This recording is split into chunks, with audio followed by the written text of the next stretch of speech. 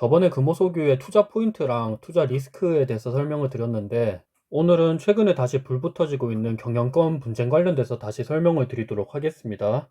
사실 이 경영권 분쟁 관련돼서는 저번에도 한번 다뤘었는데, 오늘은 최근에 다시 업데이트된 내용이 있어서 그거 위주로 한번 다뤄보도록 할게요. 최근에 금호석유 입장에서 공시를 하나 냈어요. 주주환원 정책이라는 이름으로 공시를 냈는데, 조금 세부적으로 보면 향후 2, 3년간 별도 기준 단기 순이익의 25에서 35%를 주주환원 재원으로 설정하겠다라는 이야기를 했습니다. 그러면 어떤 식으로 주주환원을 하겠냐를 보시면 바로 배당을 주고 자기 주식 소각을 하겠다라는 거죠.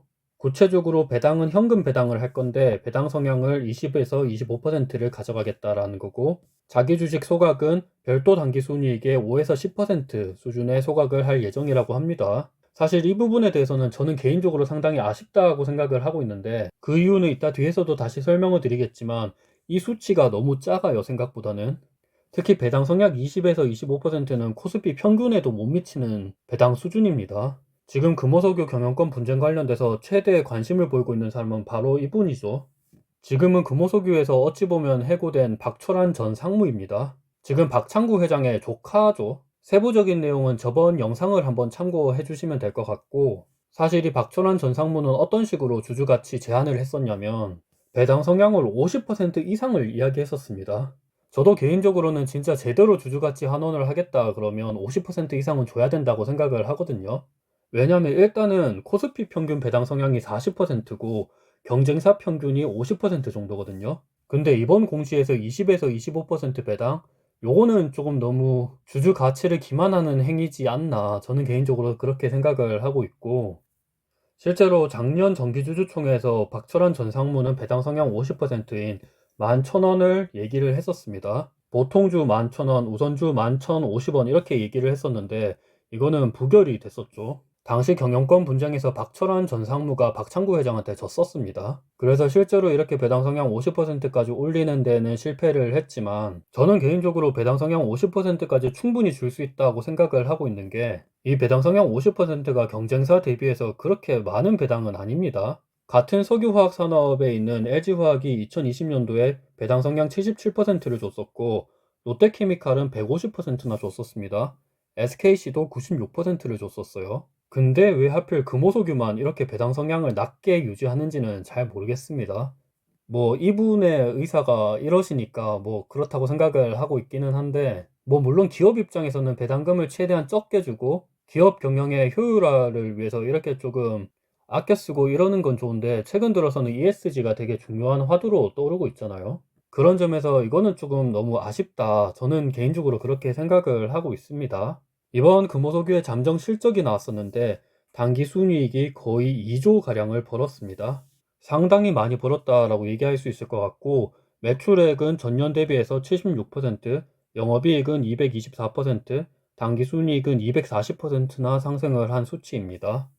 자, 그렇다면 2조 가량 벌었거든요. 근데 이번 공시에서 20에서 25% 배당 성향을 주기로 했었으니까 실제로 배당금을 얼마나 줄지를 한번 계산을 해보면, 일단 첫 번째로 작년 연결 당기순이익 기준으로 2조를 벌었습니다. 근데 보통 배당금은 연결 기준이 아니고 별도 기준으로 주거든요. 아직 사업보고서가 제대로 나오지 않아서 이 별도 당기순이익이 얼마인지는 제대로 나와 있지 않은데, 그냥 2020년도를 기준으로 해서 비교해보면 2020년도가 별도 당기순이익이 연결보다 75% 수준에서 나왔거든요. 그래서 단순하게 한번 비교해보면 이번에는 약 1조 5천억 정도를 벌 수 있다라는 거죠. 2조의 75%가 1조 5천억입니다.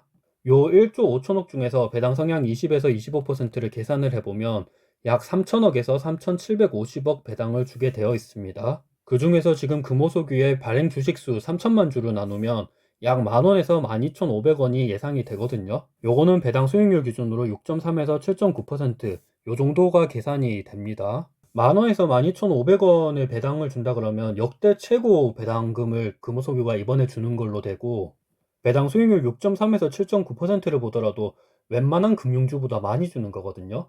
저는 개인적으로 배당 주식을 상당히 좋아하는 편이어가지고 날씨가 추워질 때마다 금호석유를 조금씩 생각을 하는 것도 되게 괜찮은 아이디어라고 생각을 하고 있습니다. 이제 완벽히 배당주로서의 긍정적인 면도 좀 있지 않나 라는 생각을 하고 있습니다. 이번 공시에서 배당뿐만이 아니라 또 하나 자사주 소각 관련돼서도 이야기를 했었죠. 지금 금호석유의 발행 주식 총수가 3천만 주 정도가 있거든요. 요 중에서 자사주가 거의 560만 주가 있습니다. 금호석유는 자사주가 좀 많은 편에 속하거든요. 거의 한 15%, 15에서 20% 정도 사이를 지금 자사주가 차지하고 있어요. 진짜 상당히 많은 수치라고 얘기를 할 수 있을 것 같고, 금호석유는 이번 공시에서 별도 단기 순이익에서 5에서 10% 자사주 소각을 하겠다라고 이야기했거든요. 그렇다면 이번에도 이거 한번 계산을 해보면 작년 연결 단기 순이익 2조를 벌었죠. 근데 아직 별도 단기 순이익이 안 나와서 75% 수준이라고 가정을 해서 계산을 해보면 1조 5천억이 나옵니다. 그러면 1조 5천억 중에서 5에서 10% 자사주 소각을 하겠다라는 거니까 750억에서 1,500억을 우리가 예상을 할 수 있어요. 매 년마다 750억에서 1,500억을 자사주 취득하고 소각을 하겠다라는 거니까 뭐 요거는 충분히 괜찮은 거라고 생각을 하고 있습니다. 우리나라 코스피 코스닥에 속해져 있는 기업들 중에서 요 정도로 자사주 소각을 하는 기업들은 웬만해서는 잘 없거든요. 그래서 이거는 조금 우리가 기대를 해볼 수 있을 것 같고, 그렇다면 자사주 소각을 했을 때 긍정적인 점은 뭐냐 이거를 보시면 일단 주주들의 지분율이 올라가고 EPS도 당연히 좋아 보이게 됩니다. 금호석유에 지금 자사주가 거의 한 18% 정도가 있는데 요 18%가 완전히 없어진다 그러면 당연히 다른 주주들의 지분율이 올라가겠죠. 주식의 가치가 더 귀해지다 보니까 요거는 우리한테도 상당히 좋은 점이라고 볼 수 있고, 그리고 EPS도 좋아 보이게 됩니다. EPS가 주당 순이익이니까 당연히 분모인 주식수가 줄어들면 EPS는 더 높아 보이게 되겠죠. 실제로 금호석유는 이번 공시에서 주식 소각 결정이라는 공시를 냈습니다. 근데 이게 되게 함정에 빠지기 쉬운 점이 제목은 주식 소각 결정인데 제대로 까보면 이게 우리가 생각하는 주식 소각이 아니거든요. 저는 개인적으로 이게 좀 양아치라고 생각을 하고 있는데, 왜냐면 일단 17만 주를 주식 소각하기로 결정을 했고 요거는 거의 315억 정도 되는 규모입니다. 근데 이 17만 주가 어디다 쓰이냐면 사실 이게 완벽한 주식 소각이 아니고 OCI라는 기업이랑 주식 교환을 하는 거거든요. 아까 315억을 주식 소각한다고 그랬죠. 근데 여기 보면 또 315억이 있어요. OCI의 1.25% 지분을 사는 겁니다. 그러니까 전략적 파트너십이라고 이렇게 겉으로는 나와 있는데 실제로는 뭐 물론 사업 영역이 좀 비슷해서 전략적인 파트너십을 결정을 할 수도 있기는 하지만 최근 들어 나타나는 경영권 분쟁 관련돼서 이렇게 OCI의 힘을 빌리려고 하는 게 아닌가, 그런 모습이 많이 보인다라는 거죠. 이게 왜 문제가 되는 거냐면 원래 의결권이 없거든요, 자사주는. 그러니까 금호석유가 지금 한 18%의 자사주가 있다 그랬죠. 근데 이 18%의 자사주는 의결권이 없는 주식입니다. 근데 이 18%의 자사주 중에서 315억 원치만큼의 주식을 OCI한테 넘겨주는 거죠. 그리고 본인은 OCI의 315억 원치만큼의 주식을 가져오는 거고, 이렇게 됐을 때 315억 원치만큼의 의결권이 다시 부활을 하게 됩니다. 왜냐하면 이게 더 이상 자사주가 아니다 보니까 OCI가 이제 315억 원치만큼의 금호석유 주식을 가지는 거죠. 그래서 이게 어찌 보면 상당히 꼼수이긴 한데 당연히 박철환 전 상무는 이거를 가만히 두지를 않습니다. 바로 경영권 분쟁 소송을 냈거든요. 보시면 의결권 행사 금지 가처분이라고 해서 올해 3월에 개최될 정기주주총회에서 OCI가 금호석유한테 17만 주에 대해서 의결권 행사를 해서는 안 된다, 이런 내용의 경영권 분쟁 소송을 냅니다. 뭐 저는 당연히 이렇게 내야 된다라고 생각을 하고 있고, 개인적으로는 이런 금호석유의 행보가 상당히 주주 가치를 훼손한다라고 생각을 하고 있기 때문에 왜 이렇게까지 하지? 라는 의문이 생기고 있기는 합니다. 배당 성향이랑 자사주 소각 말고도 지금 문제가 나오고 있는 게 금호석유 같은 경우는 뭐 필요 없는 지분들이 많아요. 아시아나항공도 거의 11% 지분을 가지고 있고 대우건설도 3.4%, KDB 생명보험도 0.4%나 지금 지분을 가지고 있습니다. 당연히 박철환 전 상무 입장에서도 요거를 팔아라고 지금 요구를 하고 있는 상황이죠. 지금 금호석유는 석유화학산업에 속해져 있는데 굳이 항공산업이랑 건설, 보험 이쪽에 지분을 가질 필요가 없다라는 거죠. 그래서 지금 박철환 전 상무가 얘기하고 있는 거는 첫 번째로 배당 성향이 너무 낮다, 그리고 자사주를 너무 많이 보유하고 있다, 그리고 세 번째로는 기존 사업과 연관성이 떨어지는 포트폴리오를 보유하고 있고 금호 리조트를 왜 그렇게 무리하게 인수를 했냐, 이러한 이유로 회사 가치를 지금 떨어뜨리고 있다라는 거죠. 즉 바꿔 얘기하면 배당 성향을 올리고 자사주 소각을 하고 필요 없는 지분을 팔아라, 그래서 주주 가치를 올려야 된다, 이렇게 얘기를 하고 있는 상황입니다. 심지어 박철환 주주 제안이라고 네이버에 쳐보시면 박철환 주주 제안 홈페이지가 또 있습니다. 여기 보시면 많은 자료들이 있기 때문에 한번 살펴보시면 좋을 거라고 생각을 하고 있고,